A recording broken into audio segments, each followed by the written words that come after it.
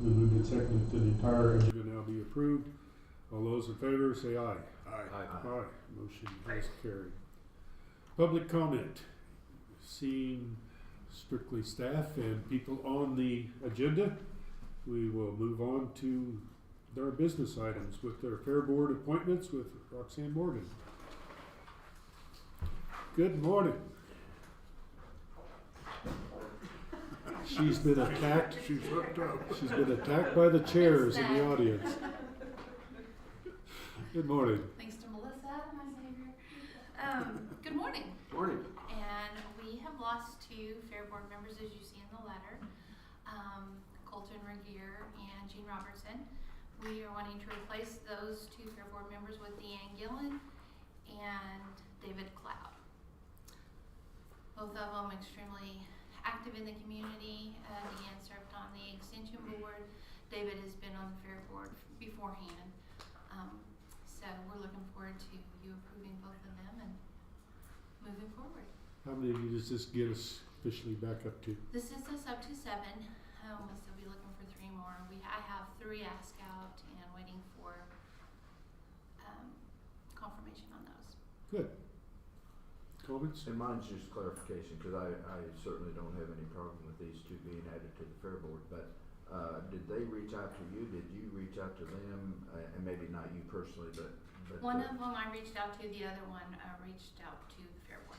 okay, so both of them have expressed the interest and Yes. okay, all right. Thank you. Dave? And Deanne has served for some time, or did, on the Extension Council, working closely with the Fair Board, I believe. Right. The correct statement. So I would be most honored to offer the motion to approve your 2 requests, Deanne Gillen and David Cloud, to the Fair Board. And this I'll second. Oh, we'll let Bill second that. It's a voice out of the. Where'd that come from? Yeah, where'd that come from? Before, Oh, it's from Bill. Okay. Mr. Chairman, before we vote, do they have terms? Is this, or just until they either quit or die or whatever? Well, yes, we have terms right now. I couldn't tell you what those terms are. The Fair Board has gotten down to 5 members, so I think it's basically kind of you stay on and you're a member for life once you're on the Fair Board. Well, it's kind of that way. It used to be that the Fair Board had members from each township. Right, That and was we many do years still ago. have a large amount of the townships represented. And then we have some at-large and some ex-officio members that are available Correct. as well. So, okay. Further discussion on the motion to approve Deanne and David? I got a question, but I'll ask after we vote. Okay. All in favor of the motion signify by saying aye. Aye. Aye. Motion is carried. They are appointed. I. Aye. There's Bill. Oh, yes. You gotta wait for Dr. Clifford's vote Okay. each time. This probably, I don't know, probably need to ask somebody from the Extension Council, but you might know, how do they get along on their hires?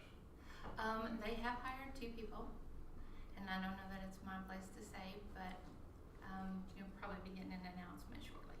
Okay. So, sounds like they're doing pretty well. Good. And I would just comment from a board perspective, because I copied with one of the board members. He thinks they're doing, the Extension District is doing well, but I don't know about the employee question. I guess when they get up and really running, we need to have them swing by and give us Yeah, it wouldn't be a bad idea. a update. Yeah, I think we're all excited about the districting. It's going to be a good deal for everybody. yeah. Thank you for all your additional responsibilities you're assuming everywhere. We appreciate it. Ooh. You may not later. Thank you, guys. As a point, I noticed when I was on Zoom last week, there is a slight time delay. So Dr. Clifford, I will give you a few more seconds next time. My apologies. See. Go for it. Never mind. Next on the list is Melissa with some tower proposals, cell towers, and therefore. Yes, Commissioners, morning.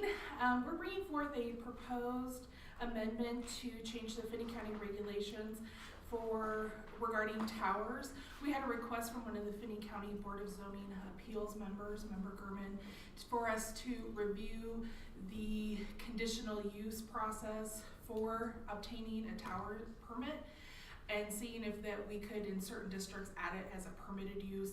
Staff evaluated this request and found it a reasonable request in the agricultural, rural industrial, I-1-2 light to medium industrial district, and the heavy industrial districts that we proposed the change to move towers from a conditional use to a permitted use. While we're in the changing it, we also reviewed the definitions for towers and also proposed changes to add further requirements for towers. In the last 2 years, there have been a total of 4 conditional use permits for towers, 2 in 2018 and 2 in 2019. All towers have to go through the site plan review process under the conditional use permit. That will not change as a permitted use. They will still have to go through the site plan review process. And in that process, we look at the relation to buildings, relations to streets, highways, setback requirements of the zoning district, the height of the tower. We review the structural elements. Our chief building inspector will do that. And so this will help to reduce the time delay it takes for people to get permits to put up towers, and it potentially saves clients money as well. We did run this through Planning Commission twice. In the first review, we proposed our edits and they recommended approval. Upon further review of the amendment that we proposed, we realized we didn't have any restrictions for height. So we went in and made some further changes that we put that no tower shall be higher than 400 feet so that the towers wouldn't be restricted by the zoning district that they were trying to be placed in. Planning Commission in the September meeting recommended in the August meeting recommended that change as well. The options before you, you may approve the resolution to amend Finney County zoning regulations as presented. You may approve the resolution with changes, or you may not recommend approval of the Finney County zoning regulation changes.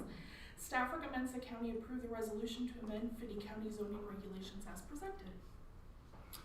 Well, first off, a couple comments. I remember from my years on the zoning commission, I believe we only approved 1, maybe 2 in all those years. So this is as technology advances, you're going to see a lot of this, correct? Correct.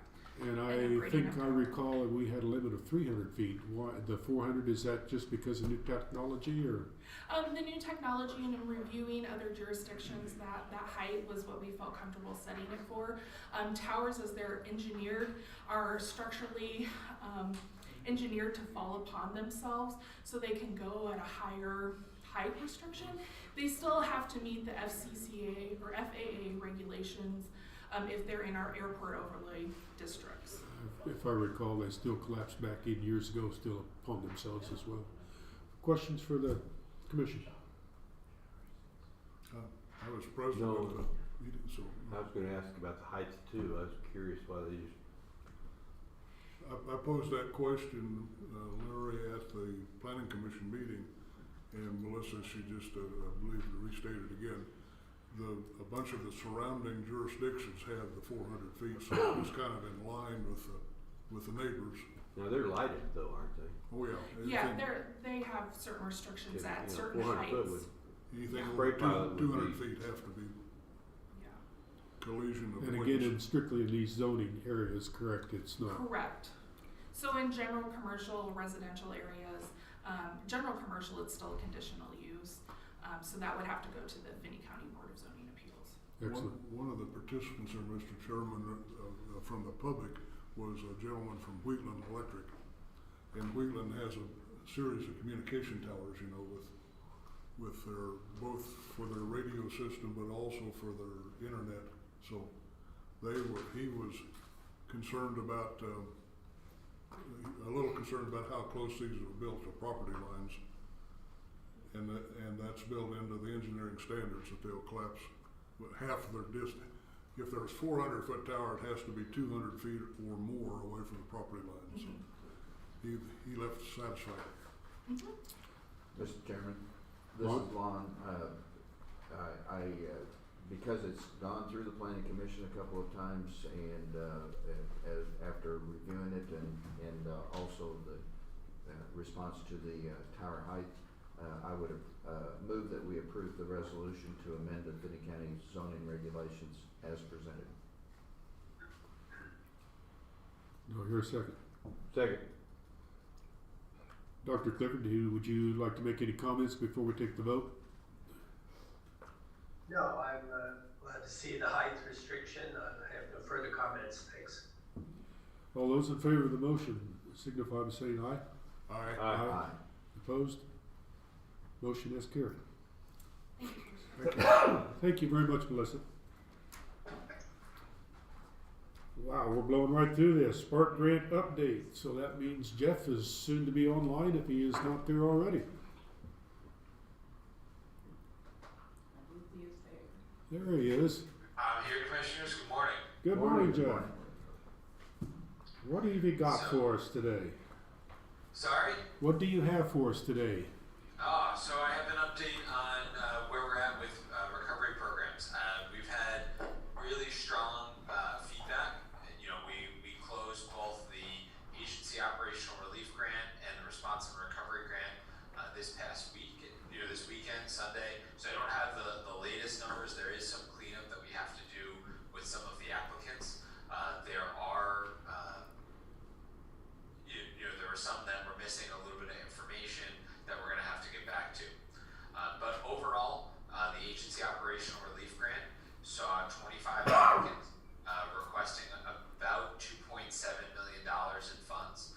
I'm saying about because there were some that left their actual number request blank, and we just, for purposes of presentation to you this morning, we assumed that they were submitting the highest dollar amount. The household emergency relief program, which is still open, and I want to make that point that it's still open. We've seen 43 applicants. So if there are people within the community that still need support that have been negatively impacted by COVID-19, we really strongly encourage them to look at this grant program. It's streamlined, it's easy. Again, 43 applicants. We estimated all 43 because we're in the process of doing reviews. We estimated all 43 at the $10,000 max, so $430,000. What we're finding in the other counties that we're working in is that most folks aren't going for the max; they're going for between $2,000 and $4,000 in their application based on what they need and meeting those needs going forward. On the response and recovery program, we've had 16 applicants, and for a total funding request of $3,469,057.51.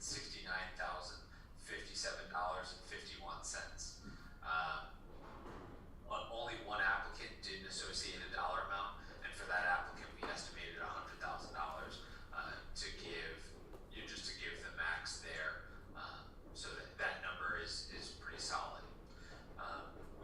I think overall these there's some strong application numbers here in terms of both amount of people that have applied and dollar amounts. So I think that's a really good thing. But other than that, I think that's the update that I had for you today. Pending your questions. Larry? Jeff, what was the total amount available for the household part? We had $1 million available for the household, so we're going to come in under there. But with the other two programs, we're going to be over, so we'll reprogram some of those dollars as well. Okay, but the household applications are still open, is what you stated, right? Correct. Yeah, they are still open. We may still get some more, but as it looks right now, we'll be able to reprogram some of those dollars. The other thing too, Commissioners, I think is really an important highlight is the amount of additional grants that the county was able to get. So not only did you get the KDHE grant, the connectivity emergency relief grant, and also then the rural EOC grant that Steve Green got. So I think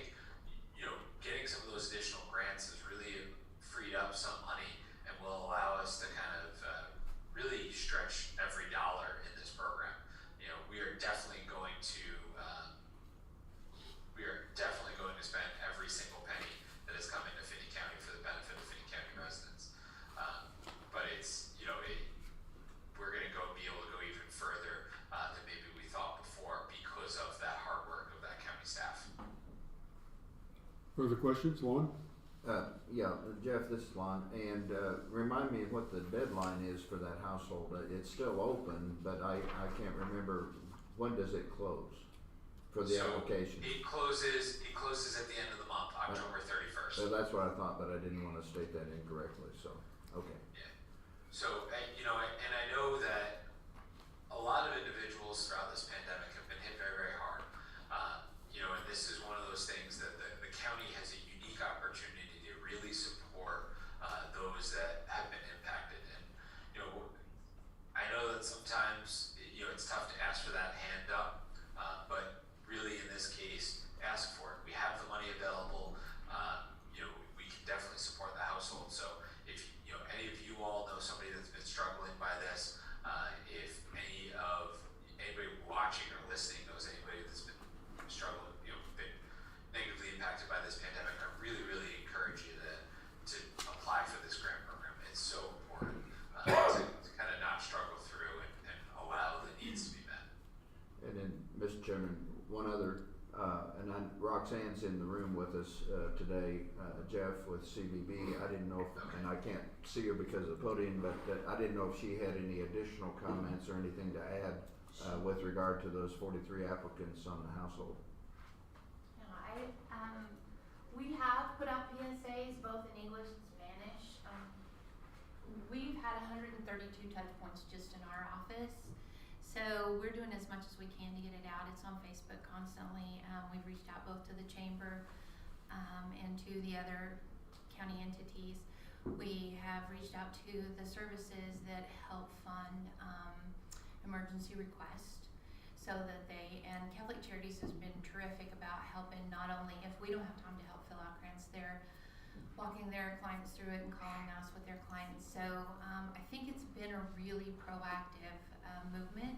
I think you're going to see a lot in the next 2 weeks, Jeff, come in the household stuff. Simply those PSAs are running nonstop, so I'm pretty excited about that. And like I said, my staff and I are anticipating working through the day on Saturday the 31st because we know that we're a last minute society, so we'll be there to help anybody out who needs it. And anybody who doesn't have access to a computer or internet, we call our office on the helpline, the 805-6767, make an appointment, and my staff and I will help you with your documentation and get that application turned in for you, help you with anything that's missing, any letters that you need to send off to utilities, landlords, that kind of stuff. We've been working diligently on that. It's been a full force operation, but I have to give huge props to Alyssa Haskins, who is our caseworker. She has been a wealth of knowledge and help, and if there's a glitch, 30 minutes later, she's reached out and it's fixed. So it's definitely been a team effort, but it's definitely been a really well-rounded team. Dave? Roxanne, real quick question. I appreciate your efforts to be culturally diverse, but there are some other fairly large minority communities. Is there any effort made to deal with some of the other languages? And I know that's a barrier. Yes, and we have tried, we have different pamphlets out in multiple languages. We also have bought in-house handheld translators. It's a pretty slow process with those handheld translators, but I have access to 150 languages. So it makes it really nice that it may be a slow conversation, but we can still have the conversation.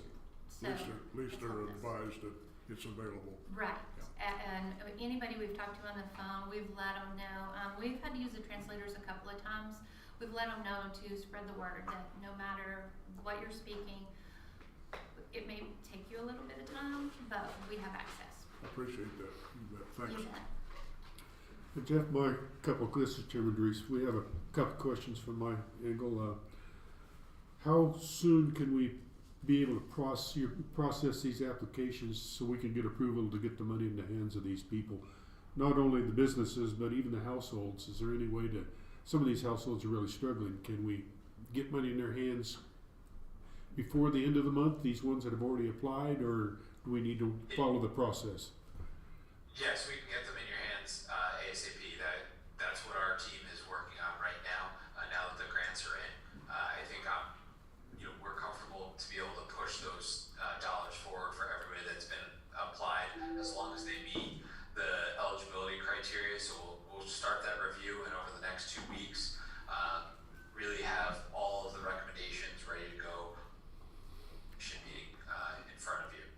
So our next commission meeting, we will have a busy agenda approving and looking over these applications, is that correct? Our next meeting, these applications will be ready for our approval in, or, Yes, your next meeting, is, still November 2nd, correct? correct? Okay, yeah, no, everything will be, we'll have the initial recommendations to you for, the next meeting. So yeah, it will be a busy meeting. Okay. I see our mayor and Melinda Hitz from the city. Do you have any questions at this point for Jeff? You know, you're kind of big players here, so any comments, questions? Dr. Clifford does have some. Oh, Dr. Clifford, I'm sorry. His hand's up. I see that now. Trying to use the technology. It's not Jeff's responsibility, but I wondered what the response has been to FEMA grants and those dollars. So we're working through those pieces. I'll let the city talk about their stuff if they'd like to, but we have not had any completed applications yet for the county, but we're working through those. We're right at the edge to be able to do it. What I will say is that in some of our other communities, we have actually seen very positive funding decisions from FEMA. So one of the unified school districts that we're working with in Kansas for another one of our clients was able to get a determination of eligibility within 3 weeks that they were eligible for FEMA funding, and then got dollars in about 2 weeks after that. So 5-6 weeks, the entire process, and they had a check in their hand. So it was really, really great there. And for that county client, it allowed about $140,000 to go further. So just like you all have applied for different grants that are out there and everything else, that they used FEMA to go that much further there as well. Great, thanks. So, and Dr. Clifford, I think one other thing to highlight there is that we're tracking those FEMA items, those reimbursement things. We kind of have an idea of what's eligible and where we could go for different things. We're not even going for anything questionable, so we're trying to keep it pretty straightforward. Great, thank you. Mr. Chairman, this is Lon, and this isn't related to what Jeff's doing or what Roxanne's doing or anything, but I think people need to understand that there's so many funding mechanisms out there with regard to COVID. For example, there's a landlord-tenant funding mechanism out there that the landlord and the tenant can apply together for up to $5,000 of assistance if there's back rent to make sure they're not evicted. So I'm not saying this pro or against, I'm just saying this informationally. People need to keep their eyes and ears open for all the different aspects, whether they're a landlord, whether they're a tenant, whether they're having household expense issues, whether it be the FEMA thing, because there's so many things out there right now. Okay, appreciate that. Robert, do you have any observations you need to share at this point? Because you've been in the thick of it. No, just really hats off to both Jeff and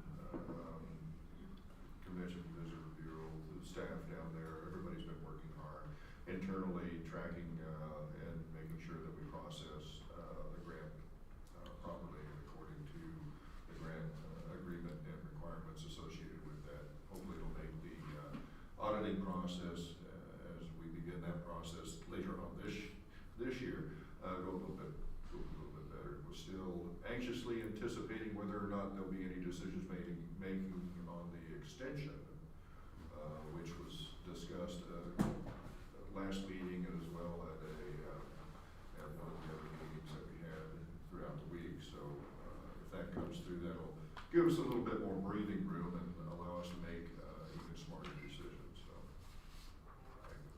Okay. I think that covers it, Jeff. We appreciate everything you and your staff have been doing, and keep up the great work. Thank you very much.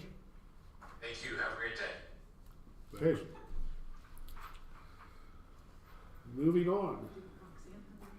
Doug, you're up with our technology fiber project update.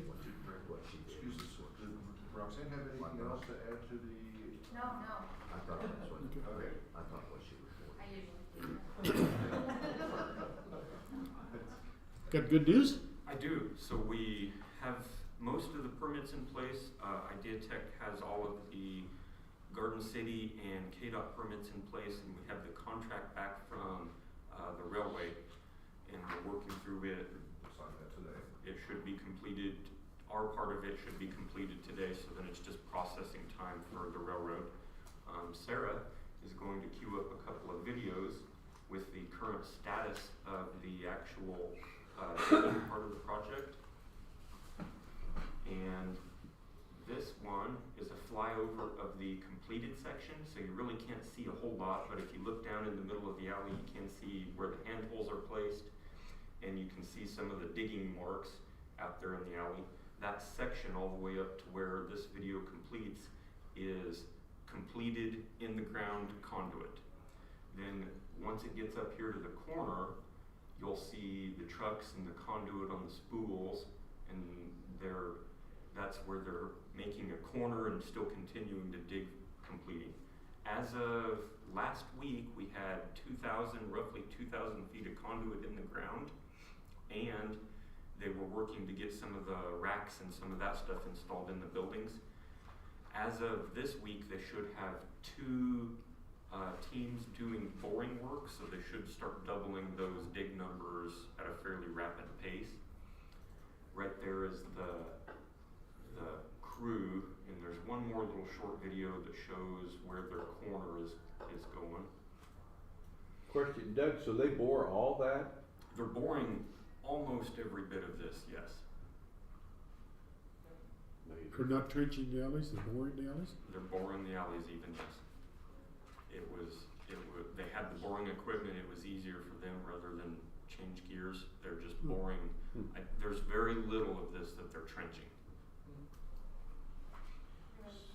Yep. So where did they put the, I don't know, pedestals or whatever? Even those are underground, and they're putting a beige lid on them, and those lids, and there was one actually right behind this building. If you want to walk in the alley at some point, you can look at it. Oh, okay. But they're industrial strength. I mean, they're in the alley. They're strong enough so that when the trash truck drives by, if he accidentally runs over one of them, it's fine. Does not matter. Road grader? Road grader might hurt a little bit. We might have to replace the lid, but they're designed for that top case to be replaceable just for that. Okay.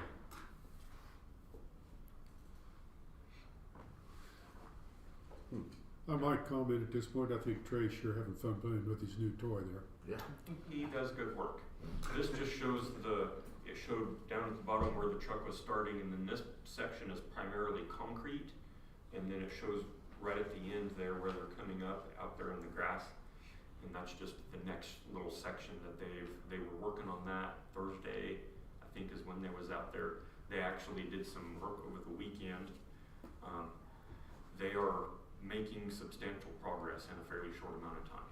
How deep? 3 foot, I think, is what they have everything set up for right now.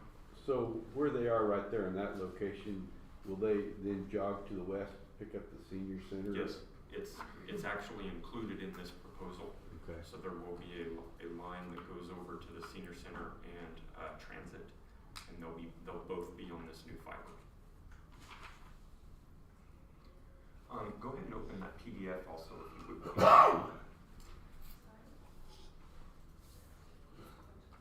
The one in the email that was from last week.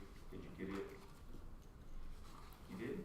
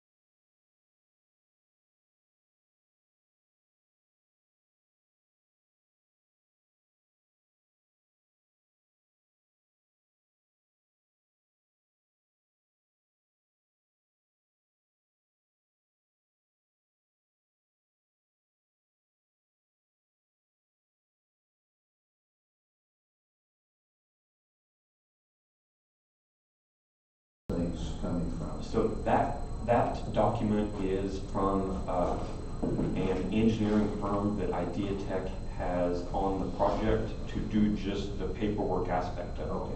Idea Tech has several subcontractors doing specific items. Right, I remember that in the contract and Yep. so forth. So that's where this is coming from their engineers. Yes. Okay. So these are truly engineered, and they're following, so we've had a couple of route shifts already where there's things that, so at the completion, they will have all of those imported into the document, and we will have an actual, you know, Yes. down to the, yep, it'll be alive and it'll be 100% accurate. Right, right, okay. And so, I guess my follow-up question, and if I remember right, and seeing the Idea Tech proposal and contract and so forth, but I'm doing this from memory, that the engineer then is following all the standards of federal and so forth and so on as it relates to broadband, as it relates to fiber and so forth and so on. Yep, even the color code, it's all as standard off the shelf as we could possibly get. We've tried to not customize anything just to keep it as following standard protocol as possible. Okay. Thank you. One more question. My final question, I guess, is are you on schedule? We're actually a little bit ahead of schedule. I don't want to jinx that, but yes. Perfect, excellent. Right. Question, now, when you go by or close to a existing business, can they get on the system? Can they pay to get on the system? Not on the county-owned section unless they're a state or local or have some sort of agreement. There will be Idea Tech fiber that'll be accessible to the public at a later date. Okay, but the fiber is there. The fiber is there, yes. So you don't have any idea when that would? At this time, I don't have a guesstimate. We're worried about getting fiber in the ground for grant completion. We haven't looked much beyond grant completion at this point. Because I just wondered if you had a request already for businesses wanting to get on, or? We've had a lot of interest. I would think so. And conversely, maybe not you pull another fiber down in this, right? They probably will not be able to add additional poles inside of this conduit. We upsized the fiber and everything at the same time. So it's going to be fairly full, but in upsizing the fiber, we tried to hedge our bets so that we wouldn't need to add anything.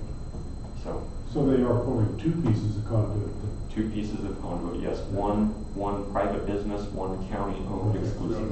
That clarifies it. Good planning. Okay, excellent. Any further questions? I don't see Dr. Clifford's hand up, so I will assume, Doug, thank you. Thank you. Thanks. Now ready for Colleen and our health department update. Good morning. Good morning. All right, so I'll give you kind of the numbers of tested, how many were positive from the last couple of weeks. So from the time period of October 5th through October 9th, we tested 327. 74 of those were positive for a 23% positivity rate. That will be posted on our site today. That is a 6% increase over last week's numbers. During that same time, we had an average of 13 hospitalizations. Our high number was 16. The lowest was 9 during that week. From October 12th through October 16th, so last week, we tested 327. We had 59 of those so far that have been positive. We have 135 still pending. Our average during that time was 13 hospitalizations. The high was 15, the low was 8. Today's update from hospitalizations over the weekend. So Saturday there was 11 admissions. ICU was completely full with 4 on vents. On Sunday, 8 positive. ICU is still full, 4 vents. Today we had 7 admissions, 7 in ICU and 4 on a vent. As for the health department, the amount of positives that we're getting each day last week between what we tested and had in positives and then what was reported to us of positives from other testing locations. Most of the positives are coming from Kearney County and Genesis that are testing our Finney County residents as well. I'm getting now anywhere between 30 and 50 positives a day. That is an incredible amount of positives that we're getting every single day. Before, my range was typically that 25 to 30 mark between the positives that we got when we were testing and then the positives that were reported to us. So making that jump, I had 2 days of 50 positives. I am seeing a lot more testing. We are seeing a lot more symptomatic people. We are seeing what appears to be more spread in our community. It's worrisome, especially when you have your ICU units full. They do have 8 beds. But when you have had now several days last week and then over the weekend where ICU is full, it does make things complicated. Having 4 people on ventilators. I know we have more, but that is definitely concerning.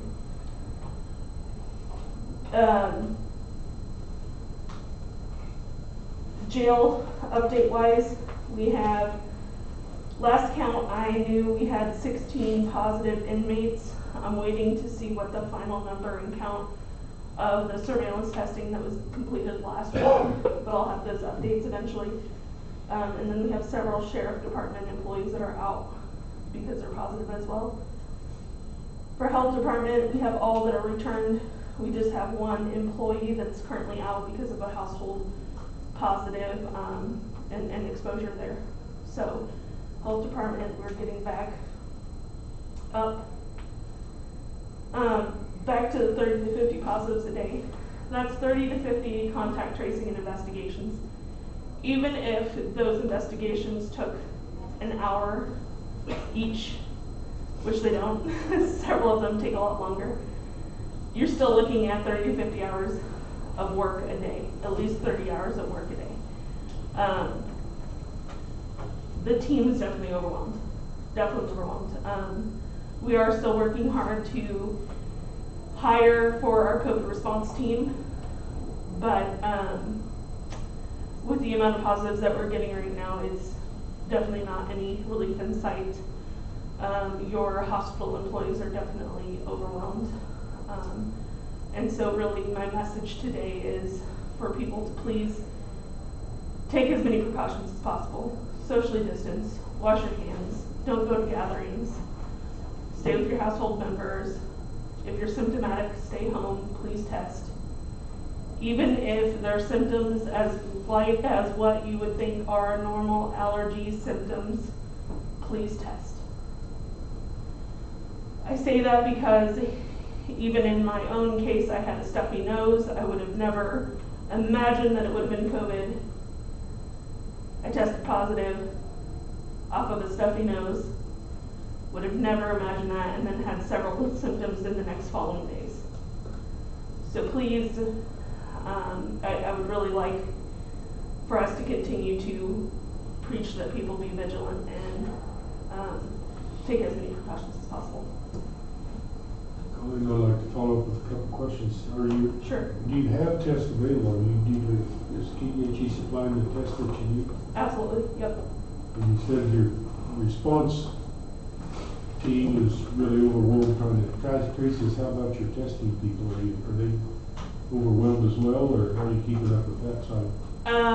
So the last couple of weeks we have averaged typically 75 on average that we've tested a day.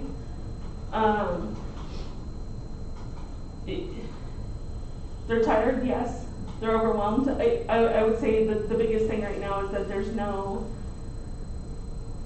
where's the light at the end of the tunnel in all of this? We really want to preach, the proactive behaviors and people to take those precautions. But we can't continue just living our lives pretending that COVID isn't here. And really it takes everyone taking a part in that and being compassionate for those around them. They may not get very ill themselves, but they could very easily pass it to someone else who is older, who is immunocompromised or has other underlying conditions. And so really it is asking to just be compassionate for your neighbors, because the more that we continue to have this spread, it's going to be more deaths, and it's going to be more positives in our community. All right, so what are your questions? Dave? Mr. Chairman, I have an observation Sure. and a comment. Sure. Observation is I watch daily your website, and when you hear a few days ago it had 70 positives in one day, I mean, that's astronomical. Do those come from all over, or does the majority of those come from one setting? So really, the majority are coming from us and Genesis, and then usually Kearney County is a little bit lower. And then we have some outliers that usually just report 5 or less to us, but the majority are us and Genesis. Well, my comment, Colleen, I mean this is as sincerely as I can project to you. You don't know how much we appreciate all of the efforts that you and your folks are putting into this effort. I can tell you're tired, you'd like to take a little vacation, get away from it, and it's just ongoing. So bless your heart, we understand not a bit about what all you're going through, but I think I can observe that it's a painful experience. And again, I express my appreciation. I'm sure my fellow commissioners also do. So thank you. Lon? Mr. Chairman, this is Lon for those who are just listening in. And I would simply start by echoing Dave's thank you. There's no question, and we thank all of you. My two questions are this. Do you know yet, you mentioned the hospital people being overwhelmed, do you know yet whether the Centura folks from other places are still here, or if they've been sent home, or do you know what kind of assistance the hospital is getting from Centura COVID? I don't know specific numbers or if they are still here. Last I did hear was that Centura did send staff from Denver to help support St. Catherine's. I'm not sure how many or how long they're But you here. haven't had a recent update on that? No. Yeah. I think the last one was maybe early last week. Oh, and that they I were had, still, they were yes. still here then? Okay. And then my second question, have you reached out to the state, or has the state reached out to counties like us, or, and I'm talking about all 105 counties, that have an uptick with providing assistance, say, and I don't know that this would be specific, but say from the National Guard, like they did when you were doing the drive-through testing and so forth, to help with this tracing. Has there been any contact made to the state from us asking for that kind of assistance, or has the state reached out to us and offered that kind of assistance? Yes, there has been the request of more support. From you to Yes. Okay. And the state is not at this time able to fulfill that request. And not able to, what is the reasoning or rationale? I didn't really get any specifics other than it's not really in the cards to be able to support that. And your request would have, and I'm not trying to find Sure. fault with anything, I'm just trying to put my mind Sure. around it. Your request goes to the KDHE, is that how you would be making your request then? So it technically goes through our emergency manager, and then through Kansas Department of Emergency Management. Oh, I think some of the perspective could possibly be, but I don't know this. The state released all of the grant funding to help support the sites in hiring their own staff. And so I think, some of that has been, they've tried to support the mission here on the forefront. We did move forward with hiring 2 individuals. One of those did start today, and is currently in training. However, this week we have, I believe, 7 or 8 other interviews. And so I did request funding for at least 6 positions. It's just a matter of getting the bodies in, and we've had kind of one setback after the other in the health department. My other slight setback right now is moving out other furniture to make room for additional, because we're bursting at the seams in the building. Having the computers, the monitors, those kind of things. We're working closely with IT to support that initiative as well. So it just takes time to get everything in place. I hope that in the next couple of weeks we'll have more staff to help take off that burden. We have had one person who is on quarantine at home, who's doing investigations at home and is doing anywhere between 10 and 15 a day to just help us try and stay above water. But, you know, when you're getting that many positives, and it's just hard to follow up on it and keep on top of it. Oh, excuse me for interrupting, and thank you for that explanation, and just to help others understand the context of my questions. I always believe that government starts with local, and that we start with city and counties and so forth, but then when we need assistance, we reach out to the states and to the state and the feds, and so that's the context of my question, was what kind of cooperation we're getting from the state. So thank you for that explanation. Sure. Colleen, I want to just reiterate what my fellow commissioner said. You know, you guys are working overtime, and it's greatly appreciated. Question, do you think that the increase in hospitalization is because people, you know, just what I've gleaned from the press is that if you treat this quickly and early, it's not as severe, and if you don't have underlying conditions, that some people are confusing it with the flu or allergies and then not doing anything about it until it's really critical. Is that, you think that's a problem, or what do you? You know, I kind of go back to, if you guys recall when Marilyn Douglas came and kind of did her talk here, she said something and it still resonates with me, and she said COVID-19 is very cryptic. And it just makes more and more sense the further I get into this. You just don't know. We just don't know how it's going to impact someone. You don't know how severe those symptoms are going to be, or how, you know, they're just going to be kind of minimal. We've seen people that have had very minimal symptoms seem to have recovered, and then were critically ill with other underlying conditions, or, you know, other medical conditions were exacerbated by COVID-19. It just seems like there's no clear answer to really say, oh, you know, if you get a hold of it quickly, then there's a better outcome. It just seems like those reactions are across the board. You just don't know how it's going to impact each person. Well, once you've had the virus, then are your immunity built up enough that you don't think you have to worry about getting it again, or are you having reinfections? We're seeing reinfections, and we are seeing, you know, say someone the first time, say they're positive in May, and they have other respiratory symptoms. Then for a couple of months they may have tested because they had other minimal symptoms, and they tested negative in July. Then in September they had symptoms again, but it was all the GI symptoms. So they had nausea, vomiting, diarrhea, and maybe some shortness of breath. We tested them again, and then they were positive again. And so you are seeing that difference of sets of symptoms and highly symptomatic again. So the only way we can think is that they've got to be reinfected by that point. We think that KDHE has released that they believe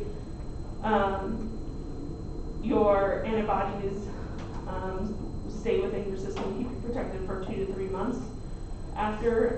They do say 3 months, but we've had some cases here that have proven that wrong. And so we just don't know for sure. There's several different variables that could be a possibility, but just when you're seeing that difference in symptoms from 1 month to several months later, it just seems like it is a new positive and that they have been reinfected. On your testing, does anybody around here use the rapid test yet, or is it still? Yes, so we have rapid tests that we have specific, and then Genesis is also using rapid tests as well. Kearney County did have some, but I think they're also doing saliva tests, and then those have to be sent out. How about your flu shots? Flu shots, yes. Hey, yeah, it is flu season. Kind of been very easily preoccupied with COVID-19 right now. We do offer flu shots. We are back to offering flu shots. And we are planning to have that drive-through rescheduled. I should have an announcement hopefully today on having that free drive-through clinic also. Okay. If you guys haven't gotten your flu shots, feel free to make an appointment and come on in. We'll get you your flu shot.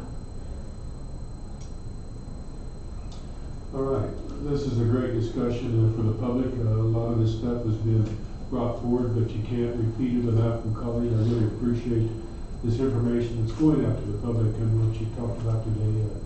Very valuable, very important, and as you stressed several times, this is not over, and it's be taken very seriously. And I, once again, on behalf of the commission, I want to publicly make sure that we really appreciate what the health department is doing. I mean, you guys are above and beyond. We know you put in tremendous hours of stress.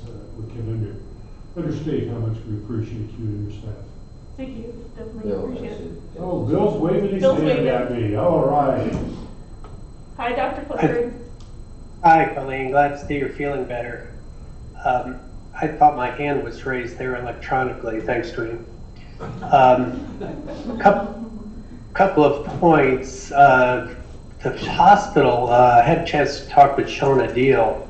She said they have 500 flu shots, and I don't know if there's a possibility of them partnering with you to get our shots out the door, so to speak, even a drive-through at the hospital, if it's not possible at our facility.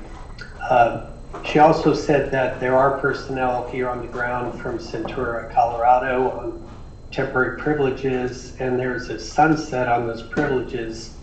I believe it's late January, third week of January. So the hospital may need some help from us through our channels, reminding the state or appealing to the state to continue those privileges.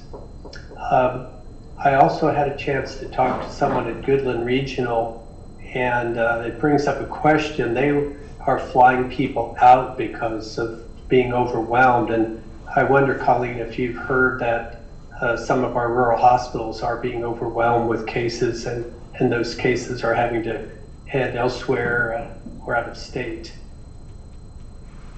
So the last I heard was Seward County was overwhelmed and they were diverting.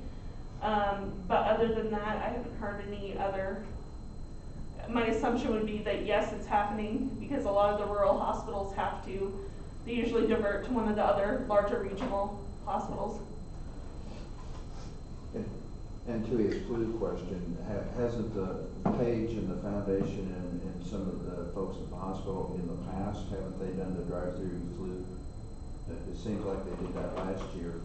And are they scheduled to do that again this year, to follow up Bill's question? I think they are doing a drive-through. I don't recall the exact date, but I think it's this weekend, and they're doing one at maybe VO or Charles Stone's. I know they're doing one in a school parking lot for sure. But yeah, there may be a way for us to team up and be able to support that mission together. We were playing with the idea of possibly doing ours again on Friday to do our free flu shots. But I can contact Shauna and see what that collaboration might look like. Because I was thinking that Page at the foundation coordinated that last year. I see you this time, Bill. Go. Yes.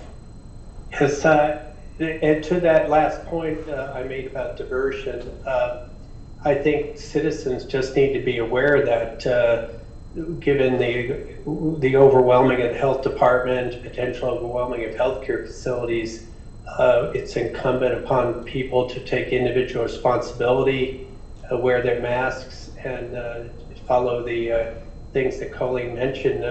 Especially as we approach the holidays, folks should think twice about large gatherings because we just all presume that the system will be there to help us, and that may not necessarily be true as this thing winds into the winter. So I would urge everyone to be cautious. Thank you. Thank you, sir. Colleen, thank you very much. Thank you, appreciate it. Break time? Funeral, probably is, but go ahead, John, we'll tough it out. I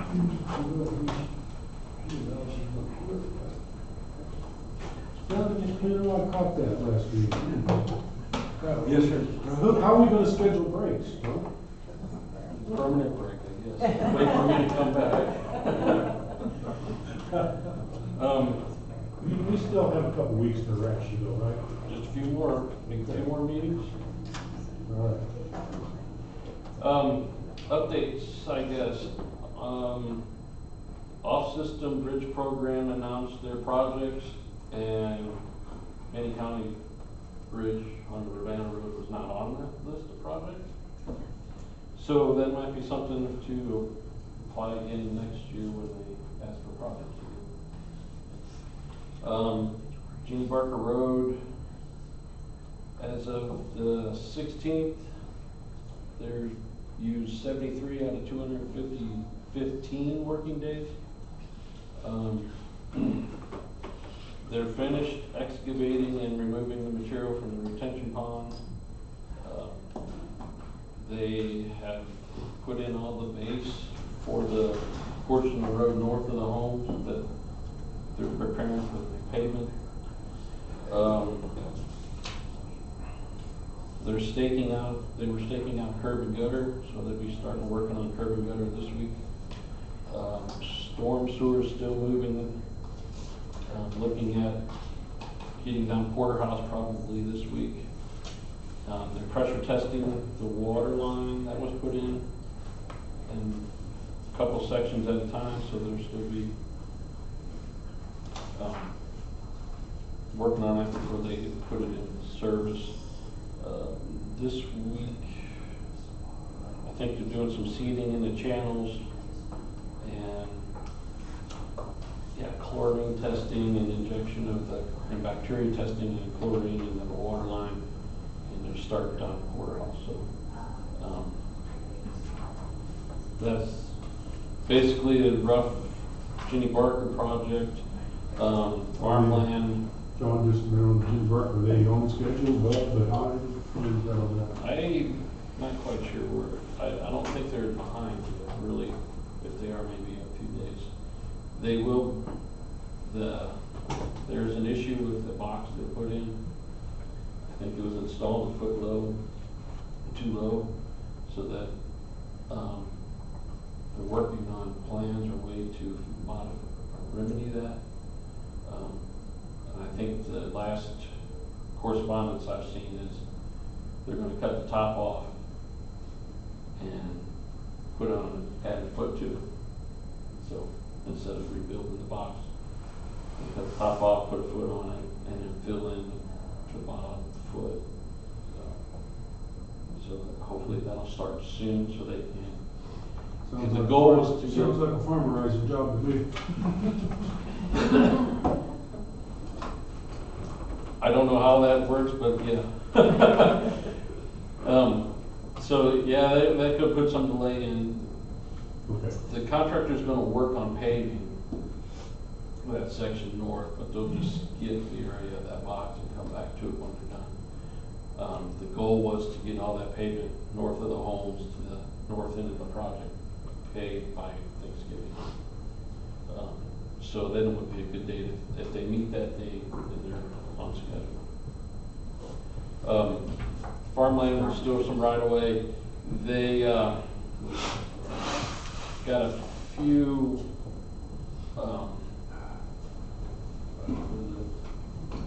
we've made offers, counter offers, that we're still looking over. Paperwork for some of the others have been sent into the title company, waiting for landowners to come in and sign that tend to forget or have to be reminded to come in. And so you probably get a better update tomorrow. So I don't mess that up very much more today, but they'll do that for me tomorrow.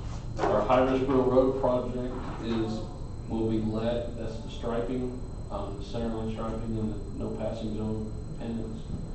That gets let on the 18th of November. And we're working on agreements with the consultant to do the construction engineering, basically the inspection of the project. All of that will be 100% reimbursed. So the county will get will pay the bills, but then reimburse from the state. This restriping is primarily on the roads that were resealed and done this. Most all of our roads I put on our list. Some of the subdivisions I didn't, but for sure all the 65-mile-an-hour roads, and all the main routes, so there's like 230 miles of road that's going to be restriped. There will be a few miles probably sealed over and paved over, just from the way depending on how schedules land of the projects that we have coming up too. So, but that's on the local road safety plan. I haven't had an update. They came, I think they were out a couple weeks ago, actually driving on the roads on that plan to determine, just to look at film video to come up with the safety ideas that the plan is supposed to have. And then we did that so we could get HRR money, High-Risboro Road money later in the future. If you don't have a local road safety plan, you won't get the High-Risboro Road money from now on. I do have one thing that will be on the agenda next time, and I only made 3 copies, so I don't know why I didn't push 5 or 6, but you guys can share those. There's a property owner over at near Farmland and 50. He has a lot south of the pallet place and north of the body shops there, east of Farmland, and it's highlighted in blue in your picture. He's wanting to put a truck shop, park trucks and put a shop in on that property. KDOT is resisting giving them a new interest, and they really don't like him using the red circle entrance that is shown on the map, just because of the increased traffic in and out of the site, and just keeping that congestion off the highway and for safety purposes. So Ron Hall approached me Friday with an idea of maybe using corridor management monies to put in the frontage road. And his thoughts were where the blue line is. There could be different scenarios, maybe. They're using that road there, but I don't think the landowner likes the idea that it opens up to commercial thing. You don't want the commercial traffic across that part of it. But the problem with the corridor management money, the county has to initiate the project. And so the idea would be KDOT, using KDOT corridor money for 90, whatever percentage that is, and the landowner using their funds for the local match. Where just county just carries the project in their name and makes that happen that way. I asked, so Ron be here next week to help present that a little bit better. It'll mean buying right away from one or two landowners over there where the blue line runs, or wherever it goes, and then just apply for a project through Quarter Management to get a road put in. Otherwise, I think KDOT, I don't know what their alternatives are, but I don't think they have to let him have. Have they exhausted the KDOT option? What's that? Have they exhausted KDOT on tying straight into 5400, or is that definitely not an option? Well, I get the opinion or the feeling that KDOT doesn't want that to happen. Just to limit the congestion, the traffic coming in and out, especially with more wind parks and whatever coming out.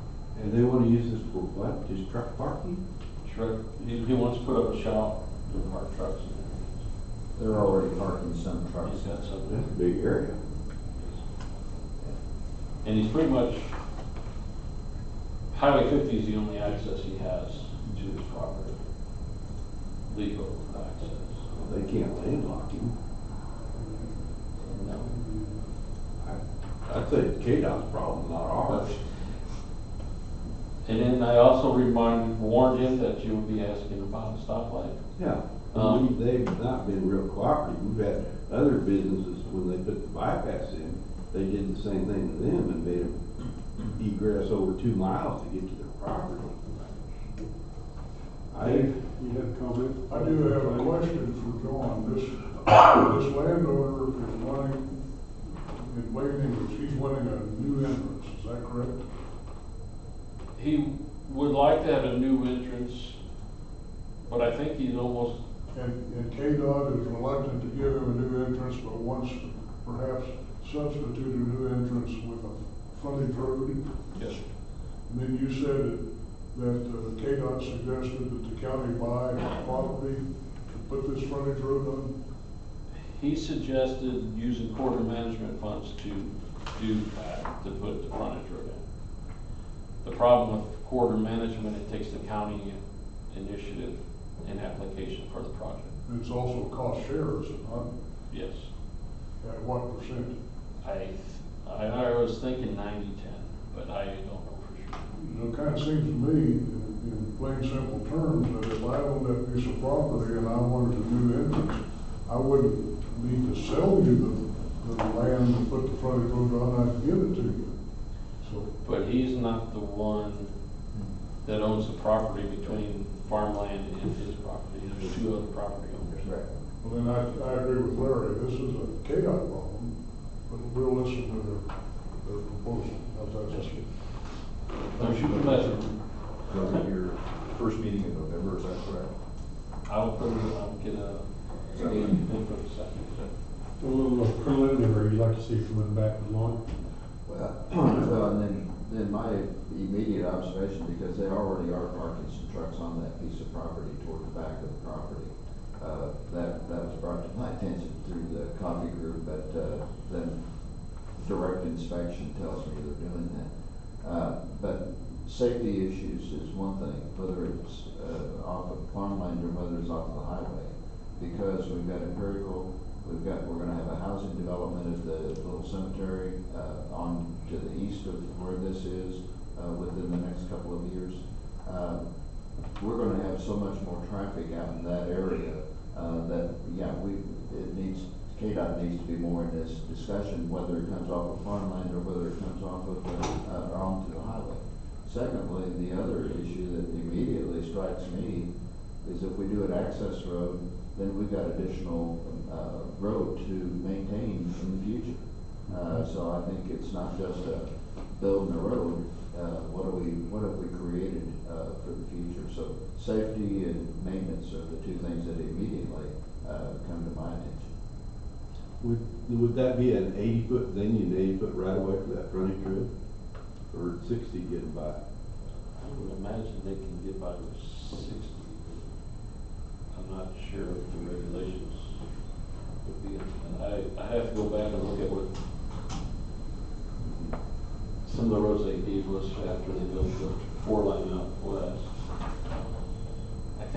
60 foot, but they may be able to. And it only affects, there are two separate property owners. Could be one or two, depending on how, or where you route that road. And the one is a holdout on right away from the Federal project.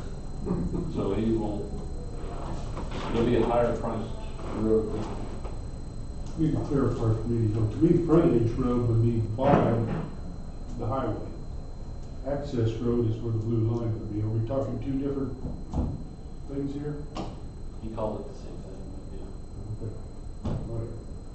Same thing, only different. I'm with you, but it appears to be an access road. Yeah. You don't want, we also really don't wanna put that any closer to the highway off of farmland either. One, we don't have room to, I mean, it'll help with congestion and turning of in and out of the property the further down it is. That's correct. But there are already got issues with windlays going on and off farmland right now. It's interesting looking at this map of my days on the zoning board, the south property below the blue line, that has been up in front of the zoning commission several times on developing that into a usable park, which it doesn't look like it is yet, so. Okay. Thanks for the heads up. We're having fun yet. You're not out of the woods. Mr. Chairman, I do have. But I can smile while I'm doing it, I'm sorry. Back to the farmland road project, and I hear what you're saying, that we're still in the process on acquiring right of way, but do you think, and I'm not asking for an exact number or anything, do you think we're gonna be under what we had allocated for that, or do you think it's gonna be over what we've allocated for acquisition of right of way, dollar wise? Oh, I think we'd be,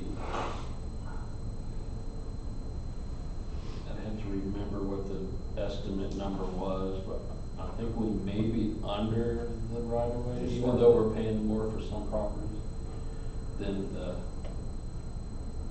appraisals asked, but I think we'll be close, maybe a little under the estimate, but I still think we'd probably be a little over the funding that we have. Oh, For the whole project.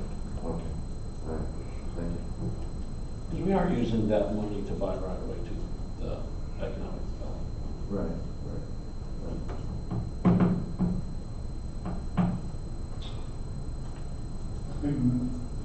No, Bill's hand's not up, so John, I think you're up. Thank you very much. Let's take a 10-minute break till 2 o'clock and then we'll continue the board reports.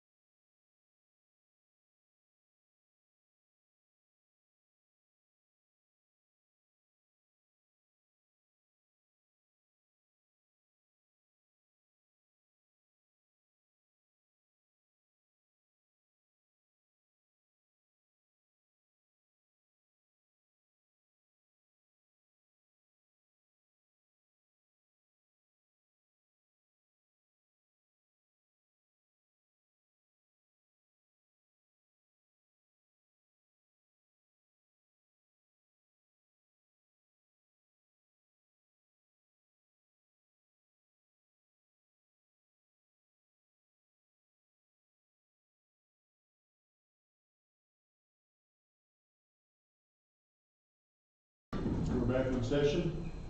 I see Doc's busy, but he'll catch up here. All right, board governance, anything on that one? Moving on to, well, I did have a quick one, or Representative 117. Do you know anything? What's going to happen with that particular race? Well, you know? Well, Leonard Mastroni will still be on the ballot because it was his death occurred past after the deadline. The only one that I've heard that is put his name in the hat is John Avey from Hanston, who was the representative before Leonard Mastroni, and he just didn't re-up 1 year. I don't remember these years now, but he has indicated that he's interested to be appointed for the partial term, and then would be interested in the full term if Leonard, if there's no write-in candidate or something that defeats Leonard on the ballot. Okay, thank you. I did. Now, if they appoint him to fill out, basically, they fill out the whole term for another 2 years, don't they? No, they have to convene again for depending on the outcome of the election. And right now, Leonard's the only one on the ballot, but there could be a write-in. Who is they? The precinct people. Precinct people for that district. Yeah. Okay. Yeah. So, still, it would be more likely they will get the decision to make. Well, yes, they'll probably have to make the decision, but it depends on the outcome of the election for the 2 year thing, because say a write-in for a Democrat, is on there and wins that election. I don't know. So that's still in question on what. And the last I saw last week, they had not set a committee date, for this. But John Avey had come out officially and said, yes, I am interested. So the write-in candidate could win this election? Yeah, could change it, but I don't know. I don't know if there will be or not. Leonard's very well known and has a lot of votes to preserve that, but, who knows? Thank you for that. Robert, your report. Good morning again. Just a brief update from across the street, the detention center. They have 66 inmates over there this morning. I know if you recall, when we started getting more positives over there, they started to reduce that population. So just wanted to keep you up to date on that. That's about 35% decrease from probably about 2 weeks ago. So they begin that process of decreasing the inmate population down there. And Colin gave you an update on the number that was had tested positive a couple weeks ago. Additionally, continue to work on everything Spark grant and COVID related. Right? Yeah. In addition to that, this is the fourth quarter. This is for me usually the busiest time of year, in essence, for preparation, not just to close out of the year, but positioning the county for not 2021, but 2022 now. And that's just strategically and financially. So we'll be going through that process of continuing to position the county in that order. Additionally, with this time of year, also we do have a lot of employee updates and enrollments. And I asked Kelly here to give you just a quick briefing of what things she's going through on the enrollment process as well. So if you wouldn't mind. Be great. Kelly? Good morning. Quote our benefits fair? Yes. Okay. Yes. So Sarah's going to pull up a few slides for me. First, we have some employees that have been hired since October of 19 that were not afforded a new hire orientation just due to COVID and everything that was going on. So we're going to bring them in for what we're calling an open enrollment prep and just give them a real in-depth look at the benefits and then how the benefits fair and open enrollment happens here at Finney County so they can understand all of that. Our open enrollment, the benefits fair is going to be the 27th and 28th of this month. We're going to hold that down at the exhibition building at the fairgrounds for spacing. I have 11 confirmed vendors that will be here. 2 are still in question and 3 are on travel restriction. So the 3 that cannot be here, I will still have their booths set up, and then I'll just man them throughout the day as I can, so that employees can still get information on those benefits. So while I'm in the exhibition building for the benefits fair, Colleen will have her team over at the grandstand meeting room underneath the grandstands doing blue and biometrics for our employees. We don't know her hours yet. She was still waiting on her staffing issues to get resolved to see what she could do there. And then the open enrollment itself is actually going to be in November this year. The 2nd through the 6th, I'll be going on site to departments to help out and get those knocked out that way. The week of the 9th through the 13th is payroll, so I need to stay in my office, but I'll have employees come over that I couldn't get at departments. So for you gentlemen, if you would like, I could do your open enrollment the morning of the 2nd when you're here for that commission meeting. And I'm available before or during if you've got a quick break, or definitely I'd be in my office after as well. Any questions? So it gets us to the open enrollment, but not the biometrics part, then, correct? Right. Well, the biometrics will be this month, Okay. the 26th, 27th, down at the meeting room, grandstand meeting room. And I imagine you gentlemen are on the emails that I sent out, the email group to all employees. Do you get my emails? No, you'll have to send them specifically. Send them specific, okay. So I'll make sure that you're on those emails as we get the times from Colleen on when the biometrics and flu shots will happen. So I do not recall the email.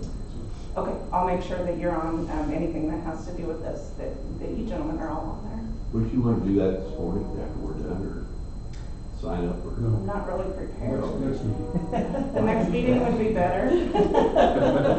I don't have anything really prepared right now to do it. I could get by, but it And wouldn't those look of us great. who do not participate need to still sign a form. I do need you to do a waiver. I will have to have you do the waiver at Blue Cross, and then we'll fill in your other insurance information on it. Yep. Okay. So this is your first solo benefit fair, is it not? First Are you- solo are you benefits ready? fair. I'm ready.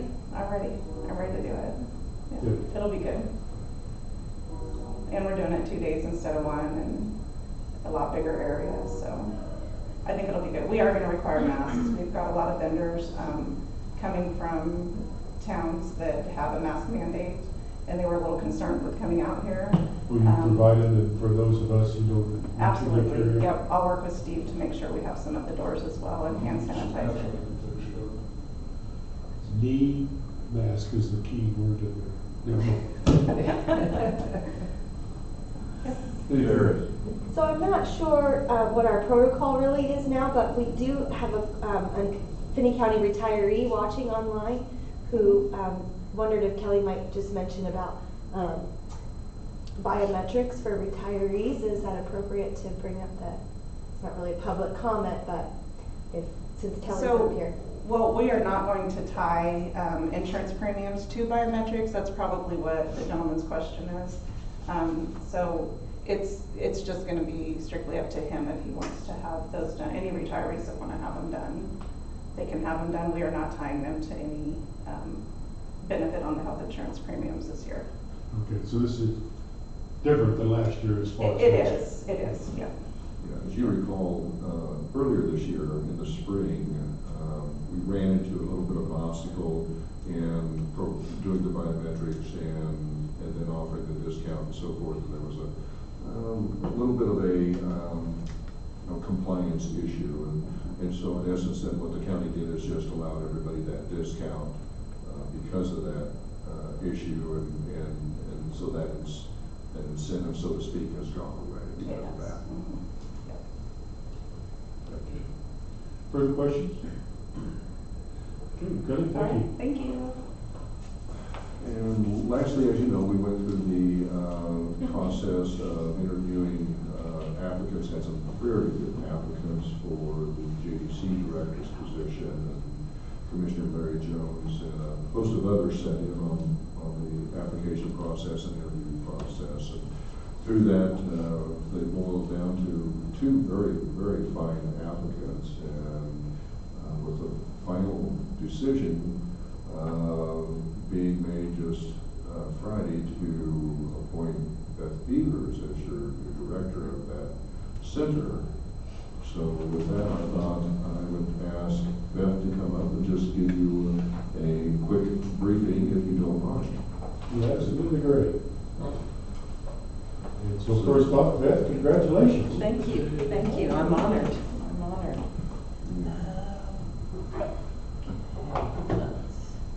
So Are you gonna drive? She's going back down to Me. the facilities from whence she has a passion. Yes, yes. Corrections really is my passion.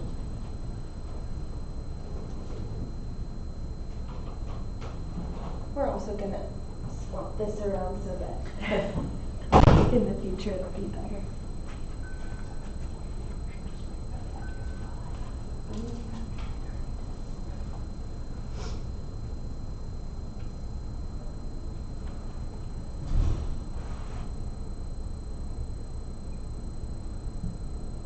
My mouse isn't.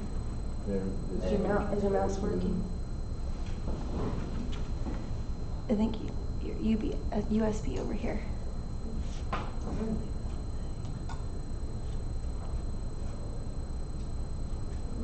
Going faster than me. I have a problem seeing that. So you better put your glasses on. These are for close up. Dr. Clifford, any thoughts on that? That ain't muted. He's gonna stay there too. Okay. Forgive me.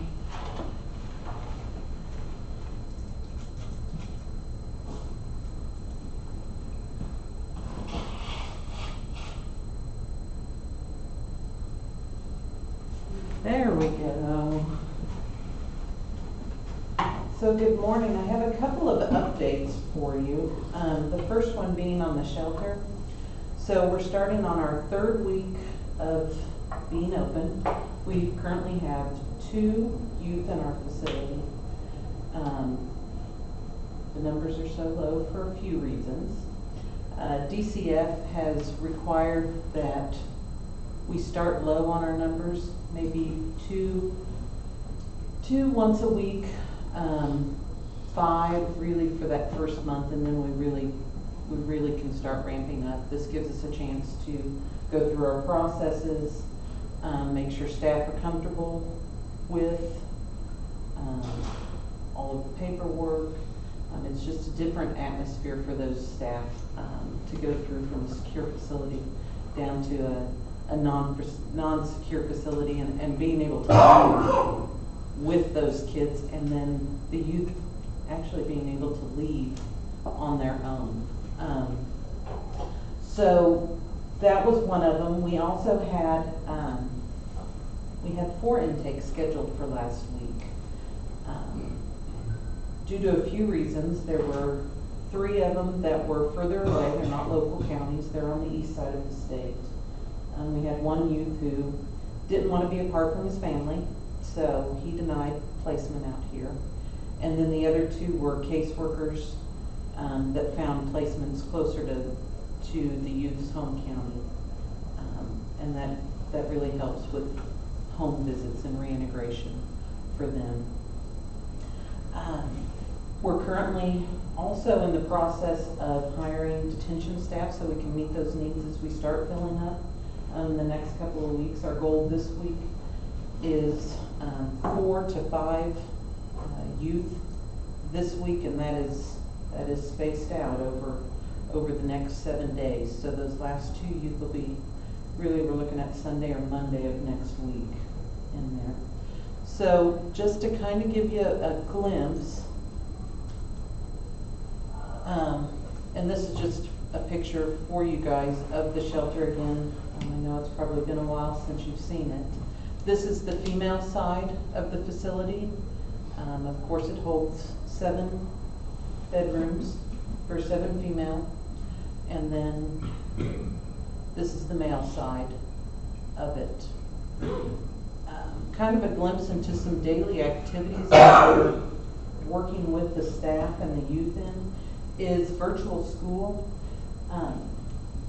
Before they get enrolled in USD 5.7, we're sending them over to the virtual school next door, and they're working 4 hours a day roughly on educational paperwork. So whether it be social media awareness, drug and alcohol awareness, bullying, respect. So they do get 4 hours a day to socialize with other students. There's currently 6 students in our virtual school, and those are long-term suspended youth from the community. While they're at the facility itself, we work with a number of items with them, whether it be some volunteer-led activities. They come in the evenings. We have quilting, we have faith-based opportunities for volunteers to come in. That hasn't started yet. Per DCF guidelines, all volunteers and all staff have to have fingerprints and run through the child abuse registry. So that takes 2-3 weeks to get done, and it's a little bit slower with COVID and many of the state staff working from home. So that is one thing that we hope to get started in the next few weeks. They also have some quiet time, quiet reading time, recreation. Staff have been taking them next door, downstairs to the gym, so they get workouts. We have a yard area outside, and staff have enjoyed going out, throwing ball, playing catch. I know they've eaten dinner outside a couple of times just on these nice evenings. And then, lastly, they do leave the facility several times a week, whether they have some doctor's appointments, therapy appointments, and their caseworkers come and pick them up and check them out and do all of that transporting and taking. So that's where we're at with our shelter updates. So, does anyone have any questions on that? How much are we being reimbursed on those type of clients? $166 a day is the DCF rate, and that is for. Is that membership counties? No, membership, all of the shelter beds that are child in need of care and crossover youth, which is child in need of care, plus they've been negatively touched by law enforcement within the last 90 days. Those are $166. So there are some beds that are available that are protective police custody beds, and those are free under the interlocal agreements with our counties in the consortium. Okay. So the 166, refresh my memory, is that kind of where we thought it was going to be, or I had heard prior that it was going to be around 225, possibly going up to 240. Yeah, I kind of thought it was a little higher too. Yeah, so when we signed the provider agreement, the standard rate for DCF is $166 a day.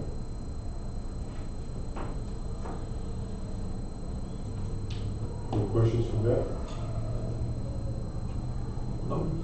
Good luck. One more question, Beth. Do you have any scheduled meeting for our consortium? Yeah. I'm working on that. Okay. So yes, so kind of the next is kind of an overview of what we're looking at for all 3 agencies over the next few months is setting our goals and making plans, getting to work, and then reaching those goals. So kind of what I'm looking at is ensuring that we're programming meets the client's needs.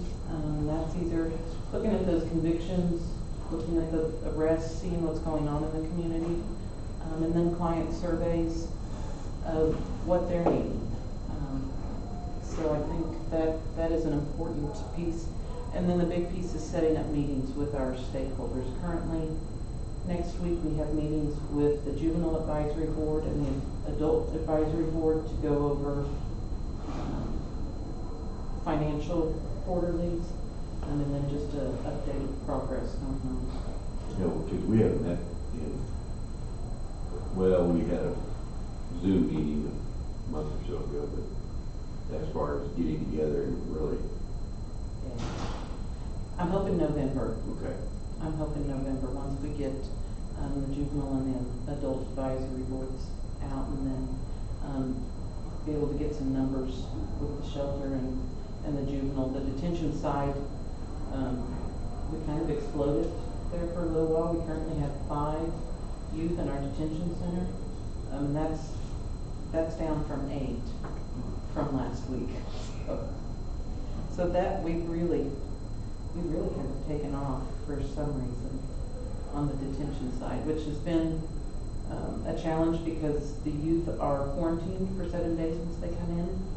If their parents work in the meatpacking plants, we quarantine them for 14 days just to ensure the safety of the other youth and staff.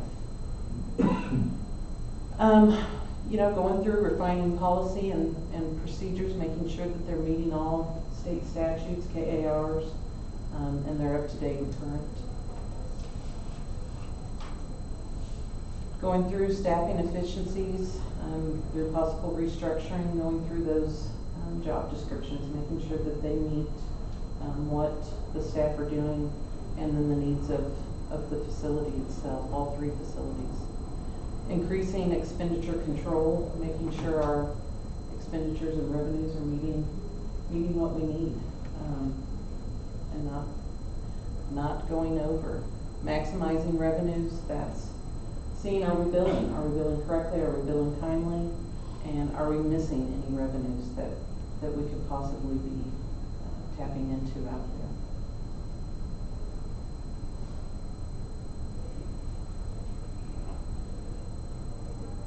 And then that is it.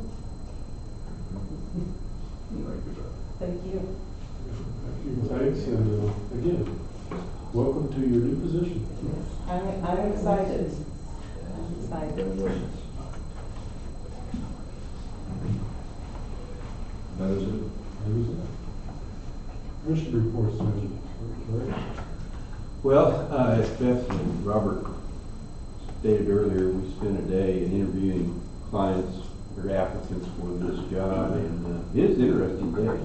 What was really interesting was the give and take with the law enforcement people, Sheriff from Ford County, Bill, can't remember his last name.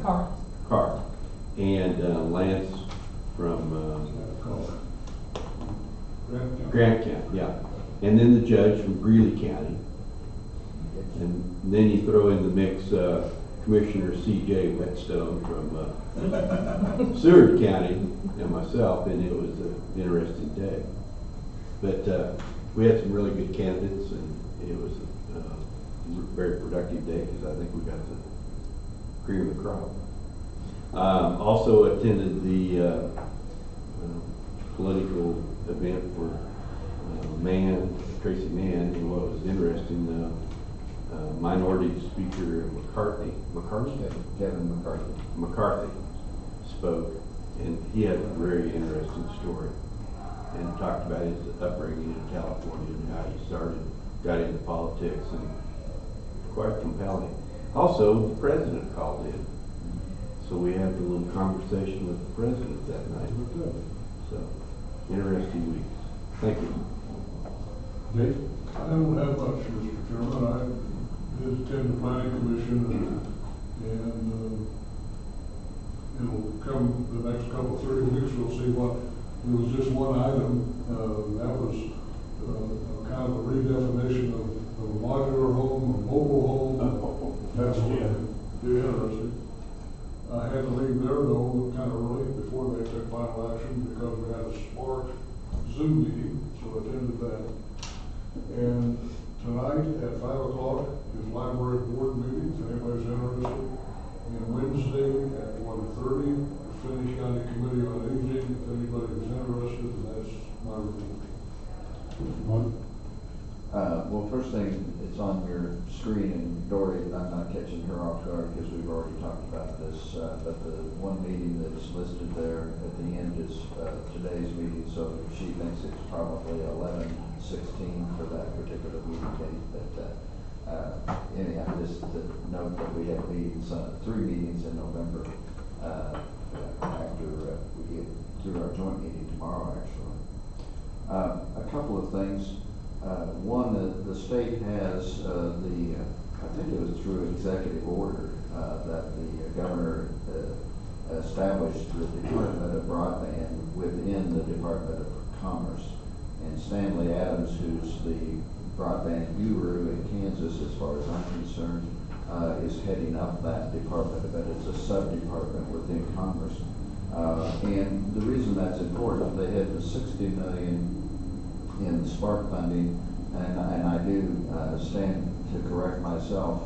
I had explained previously that it was dollars that they had received and dollars awarded, but it was actually 84 grant applications for that money, and 67 of those were granted, and they sent out an email, I guess it was through one of my publications that I get, but it listed every one of the grant applicants that were awarded, and it was anywhere from $30,000 in one place to $3 million in another place. I think was the highest. We were at $1.8 million. The city was at $500,000. I'm rounding numbers, obviously.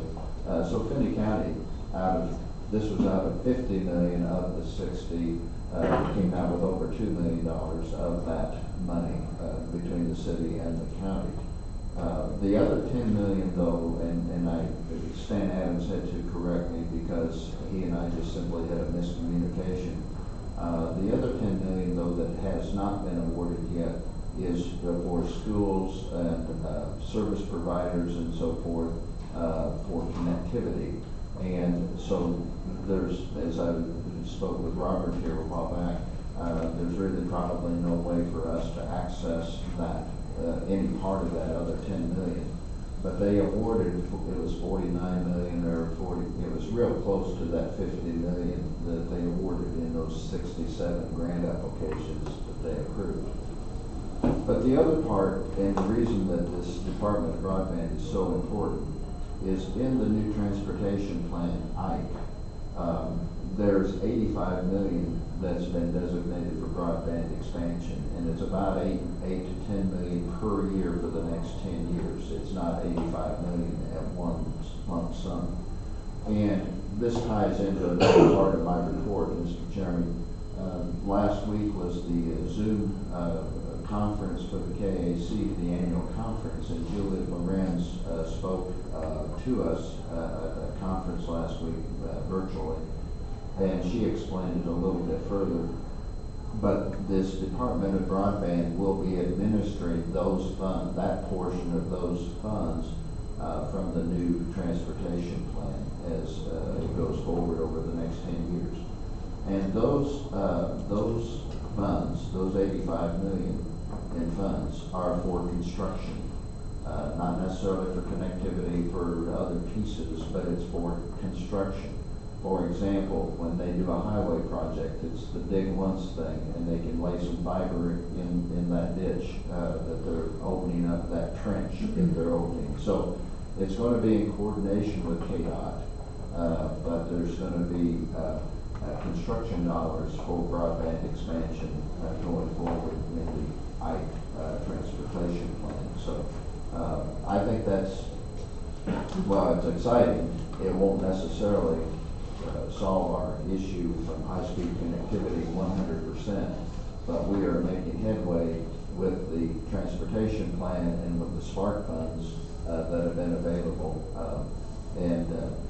One quick side note, Boyd Orr over in Fowler has been one of my constant communicators with regard to broadband while I've been on this task force, because they have no connectivity in Fowler.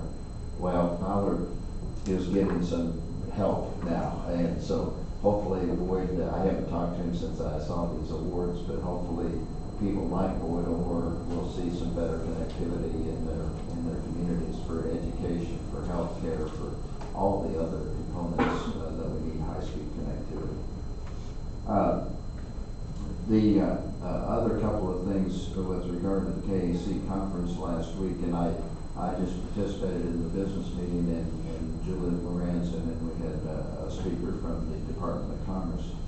But we did not on that Zoom meeting have a quorum of voting delegates. So we did not officially approve the legislative policy, even though through the conversations, through the review part, there's not been any concerns about it.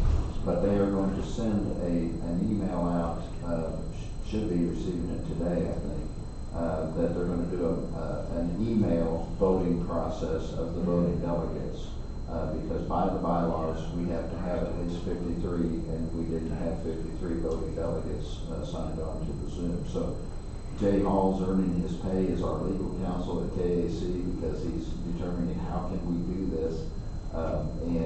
Actually, I guess it's next week we should get that because our board is meeting virtually today, this week on Friday, and the board has to call a special meeting for this voting, and then they'll set this all in motion. But Jay is recommending that it be done by email process.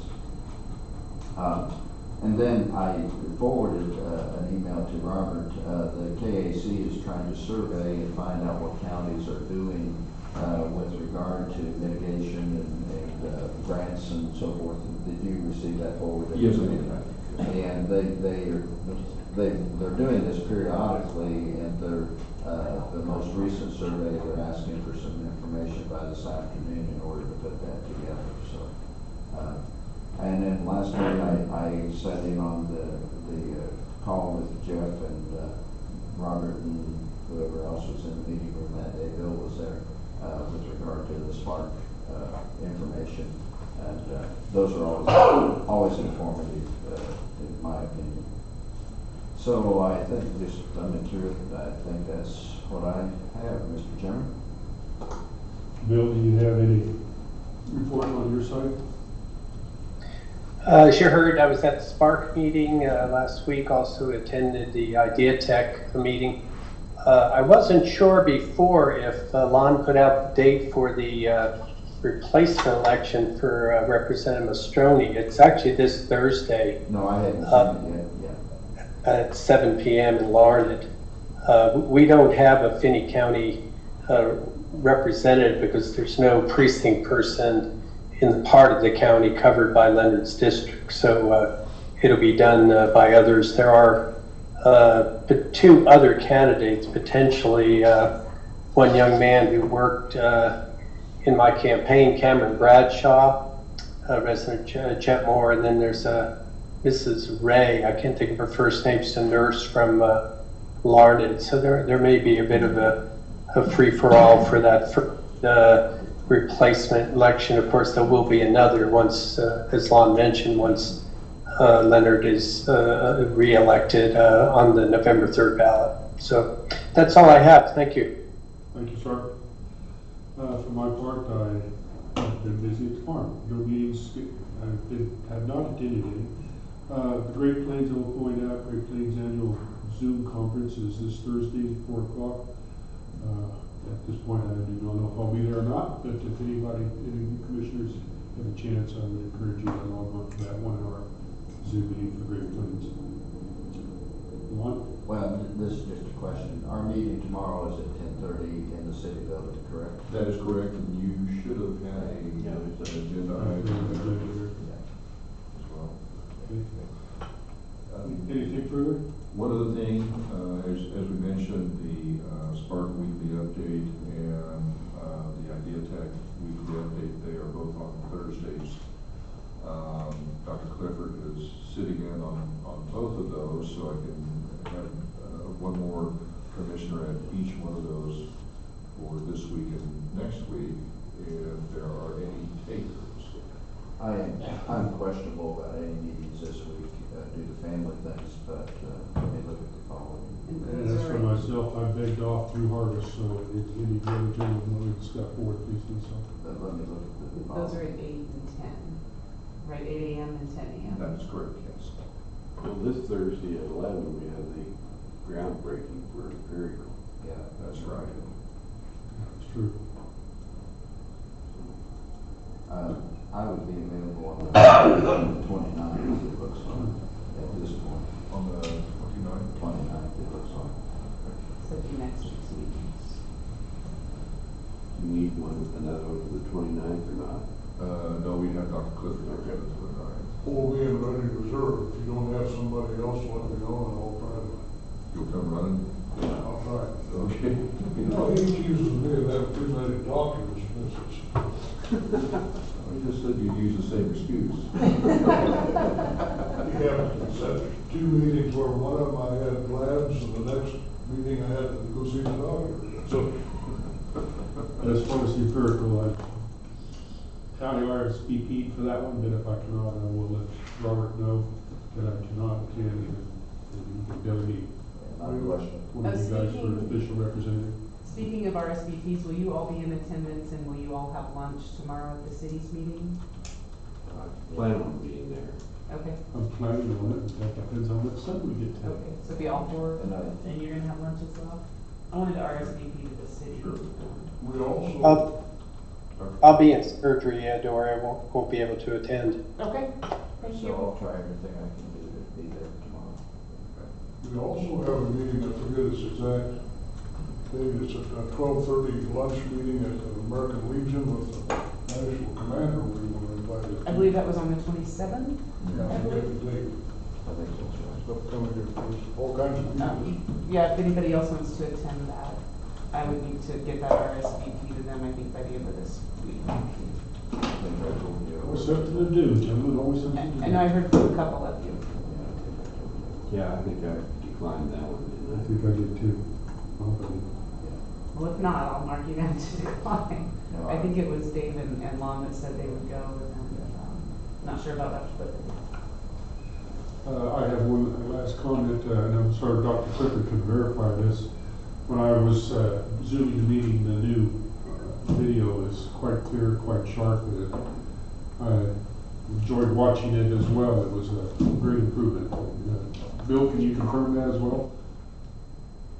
Yes, occasionally the voices are a little bit indistinct, but the picture's great, and it's nice to have now the subtitling even on the screen. It's about 70 to 80% accurate, so it allows you to follow the meeting much more clearly. Thanks to Sarah and Dory for working that out. I second that. Well done, guys. We're not saying the subtitling here, are we? Well, what he's saying is he's seeing what we're seeing on the screen. Oh, okay. Is that correct, Bill? That's correct. Some of the pictures in Beth's talk weren't up for a while, but then they popped up. So yes, there's a lag on Facebook watching, but my phone is contemporaneous with the talk. I think there is less of a lag on YouTube if you want to try that next time, but I think Sarah's also going to work on getting some video on the Zoom, right? Yeah, so we're in the process of making constant updates to this, as of course it is a new system we're all working with. I think the video is going great, but we're working on integrating Zoom into the online view. So as somebody watches it on Facebook, what Dr. Clifford is referring to, the captions are auto-generated by Facebook. So we're working on looking at creating our own captions so that they're more accurate. I am able to put Dr. Clifford into the Facebook view as well, but it's not always, I can't always have him while I have you up if he's on Zoom. So we're looking at the possibility of making that happen as well. So as I'm switching back and forth, our online viewers are seeing that. So I was able to put up Beth's presentation, for example, but on Facebook there is a lag in that. So it's not real time. On YouTube there was a lag yes. as well. On YouTube there is not. So for viewers watching on YouTube, there's not as much of a lag, but there may not be captions. But the point is the video is sharp and clear, and that is Yep, we have the, Sarah, yeah, are you able to tell the number of people who are online for the, and how do those numbers look? I am. Today, I think the maximum was 42, and it's dropped off a little since the peak of your discussion, so we're down a little bit right now. Okay, thanks. All right, anything further? Gentlemen, we're adjourned. Thank you, Mr. Chairman. I don't know. Thank you all.